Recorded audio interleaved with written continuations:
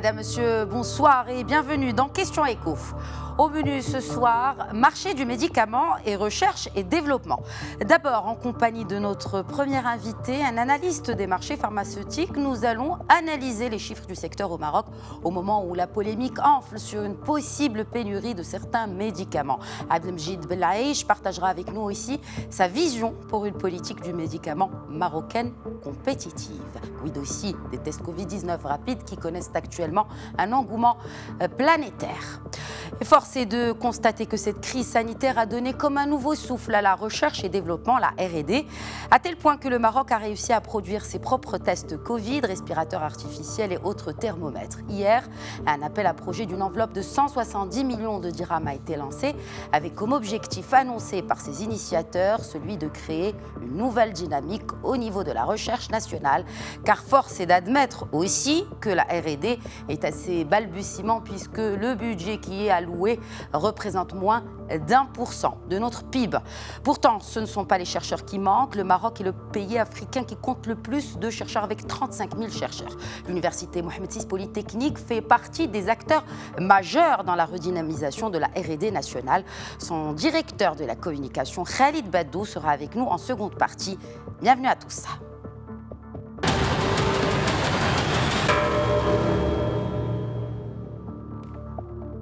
C'est un secteur à fort potentiel, tant sur le marché national qu'international. L'industrie pharmaceutique au Maroc a activement participé dans la lutte contre la pandémie. Du laboratoire à la pharmacie, l'Association marocaine de l'industrie pharmaceutique a publié récemment des chiffres que je vous invite à découvrir dans ce récit de Ala Benani. Recherche, sérum, vaccins et essais cliniques. En temps de pandémie, tous les yeux sont rivés sur l'industrie pharmaceutique, un secteur qui réalise annuellement au Maroc un chiffre d'affaires global de 15 milliards de dirhams, soit 1,5% du PIB national et 5,2% du secteur industriel. D'après l'Association marocaine de l'industrie pharmaceutique, le secteur compte près de 11 000 pharmacies d'officines de dispensation et emploie près de 50 000 personnes. Durant la pandémie, le secteur pharmaceutique fait partie des rares industries à avoir préservé l'intégralité de ses emplois. En ce qui concerne la distribution de gros, le Maroc dispose aujourd'hui d'une cinquantaine d'établissements industriels qui livrent quotidiennement une soixantaine de grossistes sur tout le royaume. Pour ce qui est de l'export, les établissements pharmaceutiques industriels y consacrent 17% de la production. À cause des restrictions sanitaires en matière de circulation internationale, les exportations de l'industrie pharmaceutique ont connu une baisse de 14,7%. À fin juillet 2019, le montant de ces exportations se chiffrait à 750 millions de dirhams contre seulement 640 millions de dirhams à la même période de cette année. L'industrie pharmaceutique au Maroc a connu ces dernières années un développement important avec le recours à la production de génériques et la mise en service de nouvelles solutions médicales développées localement. Des investissements permanents sont engagés par les industriels marocains pour une enveloppe globale d'environ 800 millions de dirhams par an depuis 2013. Et avec nous depuis Casablanca, Abdelmjid Belaïch, analyste des marchés pharmaceutiques. Bonsoir Abdelmjid Belaïch. Bonsoir. Que pouvez-vous nous dire? Merci pour l'invitation. Merci à vous de l'avoir accepté. Que pouvez-vous nous dire de plus que ce que l'on vient de suivre dans ce papier, notamment sur cette situation du marché pharmaceutique pendant cette période de pandémie? Oui. Alors, premièrement, globalement, on peut dire que c'est le marché pharmaceutique, ou plutôt le secteur pharmaceutique, est un secteur puissant. Il y a des investissements importants, qui a une expérience d'une soixantaine d'années, qui produit un médicament classé dans la zone Europe. Malheureusement, c'est un marché c'est un secteur qui a affaire à un marché étroit, puisque les Marocains, globalement, la quinzaine de milliards, ça représente environ moins de 500 dirhams par personne par an. En plus, avec de grandes disparités de consommation, cela correspond exactement à 9 boîtes et demie par personne par an. Voilà globalement ce qu'on peut dire sur eux. Alors, concernant le Covid, c'est vrai qu'il y avait une véritable résilience pharmaceutique face à la pandémie, dans la mesure où le secteur a continué de fonctionner pratiquement normalement, il n'y avait que les commerciaux qui travaillaient à distance, mais les gens qui étaient dans la production étaient là tous les jours pour assurer l'approvisionnement régulier du marché, notamment en produits stratégiques. Alors, ce qui s'est passé, par contre, c'est qu'il y avait une panique en début de confinement qui a fait que des gens qui avaient des maladies chroniques, diabète, hypertension, se sont précipités dans les pharmacies pour faire le stock pour plusieurs mois. Il y avait ce phénomène. Et puis, il y avait aussi l'engouement pour les produits tels que la vitamine C, le paracétamol, la vitamine D, qui a fait que ces produits-là ont connu une consommation supérieure à la normale. Si on voit les chiffres d'IQVIA et XIMS, nous avons le paracétamol qui, au mois de mars, a bondi de 119%, la vitamine D de 25% et la vitamine C de pratiquement de 200%, c'est-à-dire pratiquement les ventes multipliées par 3. La chloroquine, il a augmenté de 50%. Alors, quand il y a soit un début de pénurie, soit dans la tête des gens qu'ils pensent qu'il va y avoir une pénurie, malheureusement, ça provoque un affolement avec les achats, chacun veut faire son stock. Est-ce que le risque de pénurie est là?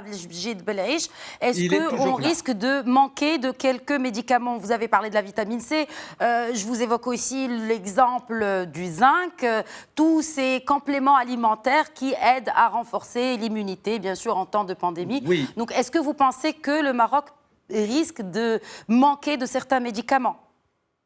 Oui, le Maroc n'est jamais à l'abri de pénurie ou de rupture de stock ponctuelle, dans la mesure où la demande sur certains produits a augmenté d'une manière extraordinaire.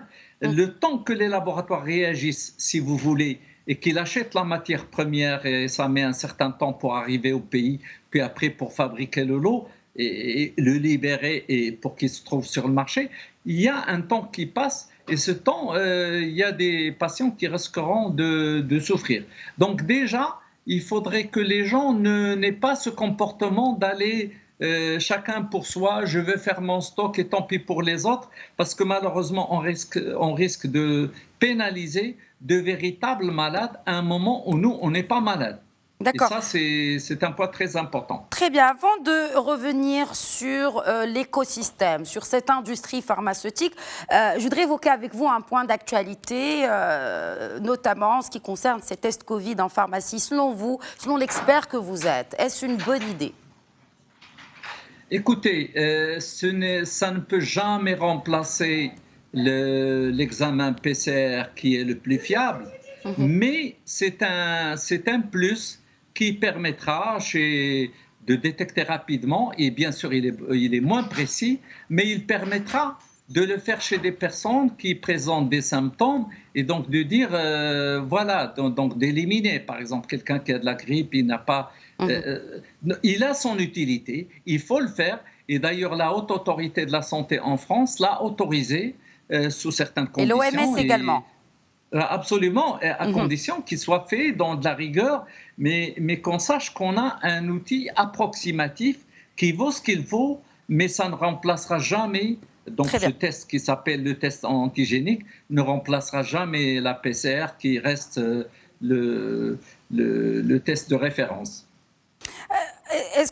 Que pensez-vous de cette expérience que le Maroc a vécue avec la pandémie et notamment pour redynamiser sa stratégie en médicaments, en l'occurrence, et surtout que, rappelons qu'il y a un écosystème du médicament qui a été mis en place et qu'il y a même un contrat de performance qui a été lancé en 2016, n'est-ce pas?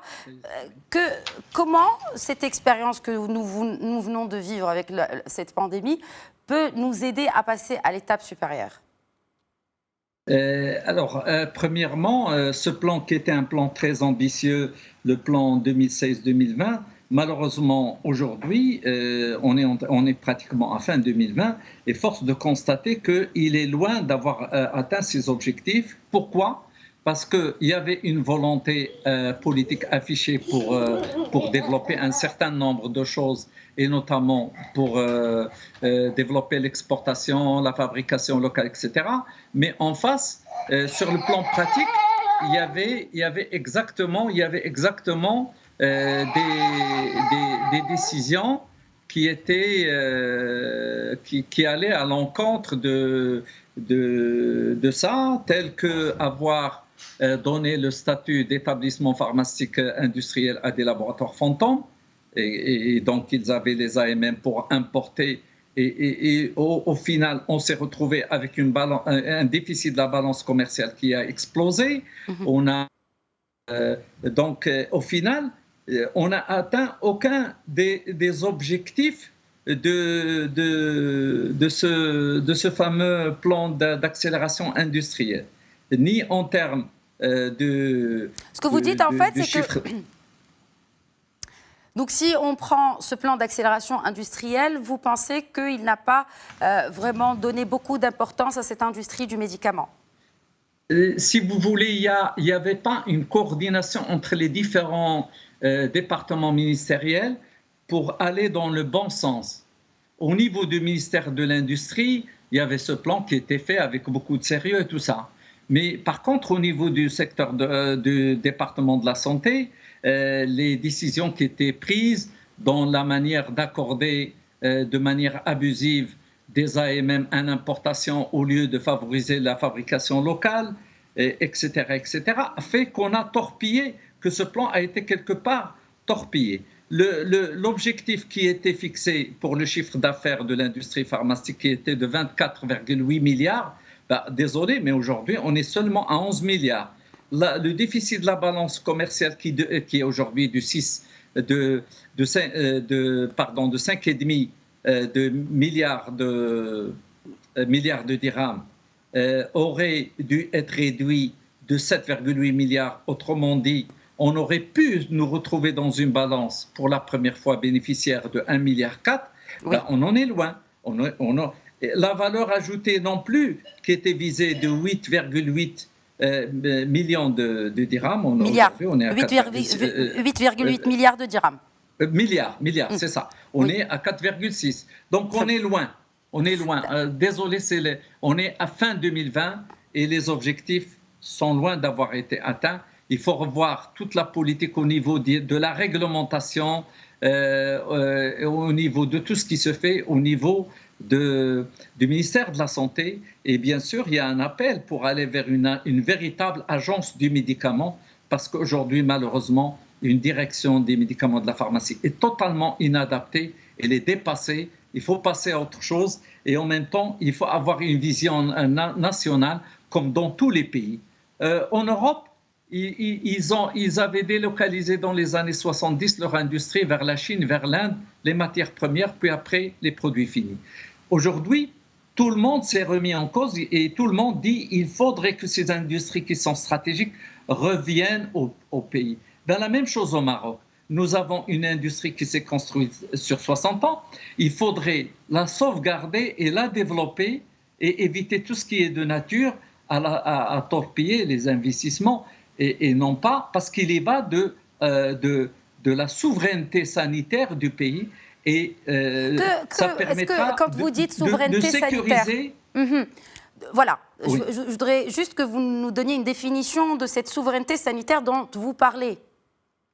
Absolument. Écoutez, pour tout pays, normalement, doit, pour la santé de ses citoyens, garantir et sécuriser l'approvisionnement en médicaments et en produits de santé en général, parce qu'il n'y a pas que les médicaments, il y a toutes sortes de produits de santé. Sinon, il va se retrouver en danger, lui et ses citoyens.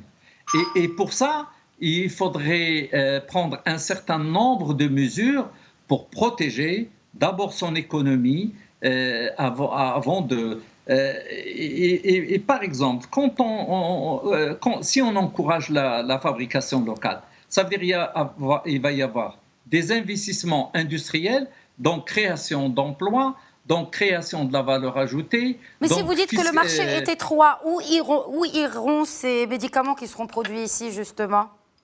Parce que vous avez Eh ben, parlé de l'étroitesse du marché local marocain, en l'occurrence. Alors, dans cette étroitesse du marché, sur les 6 milliards de produits importés, la moitié de ces produits-là sont des produits fabricables au Maroc ou qui ont des équivalents fabriqués, donc ils ne doivent pas être importés parce que ça favorise une fuite de devises et il y a moins de création d'emplois de ce fait. Et donc, vous voyez, en fait, au-delà du médicament, ça devient un problème économico-social.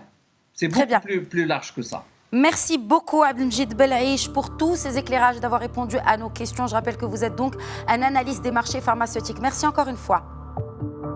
C'est moi qui vous remercie. Passons à présent à la seconde partie de Questions Éco.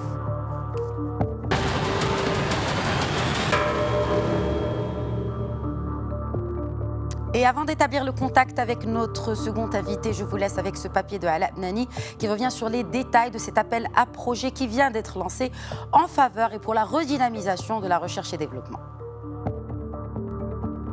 Créer une nouvelle dynamique au niveau de la recherche nationale en encourageant la recherche appliquée et la collaboration entre les laboratoires. C'est l'objectif de l'appel à projet lancé conjointement par le ministère de l'Éducation nationale, de la formation professionnelle, de l'enseignement supérieur et de la recherche scientifique, la Fondation OCP, l'Université Mohamed VI Polytechnique et le Centre national pour la recherche scientifique et technique. Doté d'une enveloppe de 170 millions de dirhams, cet appel à projet multithématique porte sur nombre de domaines prioritaires. Il fait suite au Fonds Recherche et Développement autour des phosphates lancé en octobre 2014 avec un budget de 90 millions de dirhams et qui a permis de financer 39 projets de recherche. Ce premier Fonds Recherche et Développement autour des phosphates a permis l'enrichissement de la production scientifique par la présentation de plus de 300 communications au niveau national et international, la publication de 163 articles, 4 brevets et la formation de 70 doctorants et 31 post-doctorants. Capitalisant sur le succès de ce premier fonds, les partenaires entendent pérenniser la dynamique et les synergies créées à travers ce nouvel accord de partenariat pour le lancement du Fonds Recherche et Développement 2020. Ils s'engagent ainsi à déployer les moyens nécessaires à sa mise en œuvre afin de hisser le Maroc au rang des grandes nations en matière de recherche et développement et d'innovation. Et avec nous depuis Ben Guerir, Khalid Badou, directeur de communication de l'Université Mohamed VI Polytechnique. Bonsoir Khalid Badou. Bonsoir Khadija Hassan. Alors, on vient de l'entendre, donc ce projet est né il y a déjà quelques années. Je voudrais évoquer avec vous l'éligibilité. Qui est éligible pour participer, pour justement déposer son dossier? Donc je rappelle que le dépôt de dossier vient de commencer. Qui est éligible finalement? Alors aujourd'hui, tous les porteurs de projets de recherche appliquée principalement sur 6 thématiques sont éligibles pour postuler. Alors la première thématique, c'est la santé, l'environnement et la qualité de vie, l'agriculture et l'industrie agroalimentaire, les ressources naturelles et énergies renouvelables, l'industrie aéronautique, l'éducation et la formation, et puis les sciences humaines. Il ne faut pas oublier, on n'est pas uniquement sur des thématiques purement de sciences dures. Et donc demain, le 30 septembre, il y a un webinaire qui est organisé pour tous les porteurs de projets qui souhaitent avoir plus de détails sur cet appel à candidature. Et jusque-là, pour vous dire, les derniers chiffres, on a plus de 1000 participants qui se sont inscrits. C'est dire qu'il y a aujourd'hui une attente de la part des jeunes Marocains, de la part des chercheurs et des doctorants pour pouvoir présenter leur projet ou au moins apprendre à comment participer dans cet appel à projet. Quelle est aujourd'hui la place où, j'ai envie de dire, comment rendre cette R&D, cette recherche et développement, cet aspect que l'on a souvent relégué au second plan, comment le rendre comme un véritable ingrédient de compétitivité pour le Made in Maroc? On parle beaucoup de cette marque marocaine. Comment, selon vous, on peut réussir cette transition? Alors écoutez, il y a 3 indicateurs pour mesurer la performance d'un pays au niveau de la recherche et le développement. La première, c'est la production du savoir, c'est-à-dire le nombre de publications produites par le pays. Le deuxième, c'est le potentiel d'innovation et de valorisation de la recherche. Et 3, c'est la qualité des chercheurs. Et qui dit la qualité des chercheurs veut dire la qualité de leur formation. Et donc aujourd'hui, le Maroc, malheureusement, accuse un retard significatif en matière de cette formation des chercheurs qui, eux, produisent de la recherche et de l'innovation et en même temps produisent des publications scientifiques. Pour vous donner quelques chiffres, en 2018, il y a eu 4 millions d'articles scientifiques qui ont été publiés dans le monde. Et ça, c'est une étude d'une agence internationale qui fait cette analyse, dont les 2 tiers ils sont produits par 10 pays. Le Maroc, il contribue à 0,2%, soit environ 7500 publications de ce total des 4 millions. Donc, si on devait se comparer avec un pays avec plus ou moins les mêmes spécificités, est-ce qu'on est, est-ce qu'on a la moyenne ou pas ? Alors, on est tout simplement, on est 6e en Afrique, on est 58e dans le monde, c'est-à-dire qu'il y a beaucoup de pays qui nous devancent. Et aujourd'hui, ce n'est pas un constat d'échec qu'il faut faire, c'est juste pour dire qu'aujourd'hui, et Covid nous a appris bien des leçons dans ce sens, c'est que la recherche scientifique aujourd'hui est un élément clé si on veut qu'un pays arrive à la souveraineté scientifique, arrive aussi à développer ses compétences en matière de R&D et arrive aussi à avoir de l'autosuffisance. Et donc aujourd'hui, cet appel à projet, quand même, qui est d'une envergure pas uniquement financière, mais aussi au niveau de l'accompagnement des chercheurs. Aujourd'hui, l'Université Mohamed VI Polytechnique, en tant qu'une institution qui a une vocation de bien public, c'est une institution qui est fondée par le groupe OCP, qui est portée par la fondation OCP, mais qui a vocation à ouvrir ses portes à toutes les initiatives visant la promotion de la recherche et du développement au Maroc. Et bien, l'université aujourd'hui offre des plateformes de recherche, ce qu'on appelle des living labs, c'est des laboratoires vivants qui vont permettre à ces chercheurs de faire de la recherche appliquée et pas uniquement de la recherche fondamentale, qui vont permettre aussi de bénéficier d'un réseau de partenaires à l'échelle internationale. Et donc aujourd'hui, si on a ce trio financement, infrastructure technique et savoir-faire humain, je pense que la combinaison est bien partie pour donner des résultats sur les 2, 3 à 4 prochaines années. Je voudrais m'arrêter sur l'aspect humain, justement. Pourquoi aujourd'hui nous avons un chercheur d'origine marocaine qui a été nommé par le président américain dans une commission d'experts chargée de trouver ce fameux vaccin contre la Covid-19. Il y a la semaine dernière la marocaine Selma, ou Ismahan plutôt, l'Ouefi, qui a été nommée au nouveau poste de scientifique en chef auprès de la FAO, de l'Organisation des Nations Unies pour l'alimentation et l'agriculture. Khalid Badou, selon vous, que faut-il faire aujourd'hui pour garder nos cerveaux marocains, pour freiner cette fuite des cerveaux dont on parle beaucoup? Parce que finalement, la qualité de la formation est là. Mais malheureusement, beaucoup préfèrent aller ailleurs. Tout à fait. Et aujourd'hui, c'est ce qu'on a dit tout à l'heure, c'est qu'aujourd'hui, le focus qui est fait sur la recherche et le développement au Maroc nécessite d'avoir un peu plus d'attention parce qu'aujourd'hui, c'est devenu primordial pour le développement du pays. Et donc aujourd'hui, on parle, si ce n'est qu'au niveau du budget d'État, de pratiquement 0,76% du budget d'État qui est alloué à la recherche scientifique, donc Absolument. Une bonne partie qui va vers les salaires et c'est-à-dire le paiement des salaires et des frais fixes avant de pouvoir déléguer une partie pour la recherche scientifique de manière pure. Donc aujourd'hui, ce n'est pas les compétences qui manquent tout à fait, c'est l'infrastructure qui va permettre à ces jeunes Marocains, jeunes et moins jeunes, de se développer au niveau de leur pays. Et aujourd'hui, le positionnement de l'Université Mohamed VI Polytechnique, justement, c'est de leur offrir une bonne plateforme de recherche appliquée, de faire aussi retourner des Marocains et plus largement des Africains vers le continent, vers la patrie, pour pouvoir contribuer à son développement. Et je pense qu'aujourd'hui, les résultats, on a déjà des résultats après 3 ans et demi d'existence. On a réussi à attirer parmi les talents mondiaux, qui sont des talents marocains dans le monde, et cela nous permettra justement non seulement d'être fiers, mais aussi de pouvoir capitaliser dessus pour attirer, pour former aussi des jeunes Marocains ici dans le pays pour le développement de la recherche et le développement au Maroc. Et avant de parler justement, et pour terminer, de cette synergie africaine en la matière, en matière de R&D, de recherche et développement, je voudrais évoquer avec vous cet exemple de réussite qu'est l'agriculture, qui a connu de belles avancées en termes de R&D chez nous, mais que nous avons réussi à exporter même en Afrique. Comment, selon vous, étendre ce modèle sur d'autres secteurs d'activité, surtout qu'ils n'ont pas, j'ai envie de dire, l'importance, le poids du secteur agricole, comme on le sait dans notre pays et bien d'autres pays africains?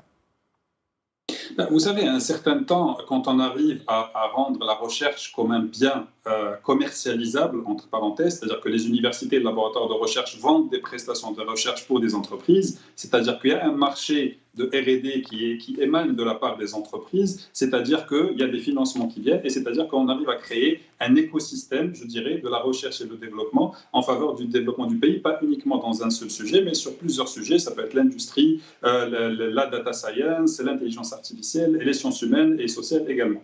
Donc aujourd'hui, le travail doit être fait dans les deux sens. D'une part, par les universités parce qu'ils doivent développer leurs compétences et développer leur capacité à promouvoir et à valoriser leurs produits de recherche, et d'autre part de l'industrie qui doit aujourd'hui se transformer en industrie consommatrice de R&D, pas uniquement une industrie importatrice de R&D et qui commercialisant des produits localement. Et donc aujourd'hui, je pense qu'il y a des prémices quand même. On commence à sentir qu'il y a de l'intérêt de la part des industriels. Si ce n'est qu'au niveau de l'Université Mohamed VI Polytechnique, il y a de plus en plus d'industriels qui font appel à nos laboratoires de recherche. Les collaborations avec d'autres laboratoires à l'échelle nationale se fait de plus en plus fréquente pour permettre justement de développer un écosystème plus élargi de la recherche et le développement au Maroc et justement pouvoir exporter cela vers des confrères dans différents pays d'Afrique. Comment est-ce qu'on peut parler, vraiment mais en le mettant entre guillemets, d'un écosystème, de cette synergie d'acteurs de la R&D sur notre continent? Rapidement, s'il vous plaît, Khalid Badou, merci. Aujourd'hui, c'est la multitude, en fait, la complexité de l'exercice vient du fait que les intérêts sont différents. Mais aujourd'hui, si on arrive à mutualiser les intérêts, à mutualiser les ressources également, que ce soit les ressources techniques et les ressources humaines, je pense que nous pouvons franchir le pas. Et c'est-à-dire les entreprises, les industriels auront du mal à regarder, à aller voir ailleurs parce que justement, ils auront une offre sur le marché local qui pourra répondre à leurs besoins. Merci beaucoup Khalid Badou, directeur de la communication de l'Université Mohamed VI Polytechnique de Ben Guerir, d'avoir répondu aux questions de Média TV. Merci. Merci à vous. Voilà, c'est la fin de Questions Écho. Je voudrais vous rappeler que l'interaction avec notre émission est possible via le hashtag Questions Écho. Donc n'hésitez pas à poser vos questions pour qu'on puisse les poser à nos experts. Merci à tous de nous avoir suivis. Très bonne suite des programmes sur notre antenne.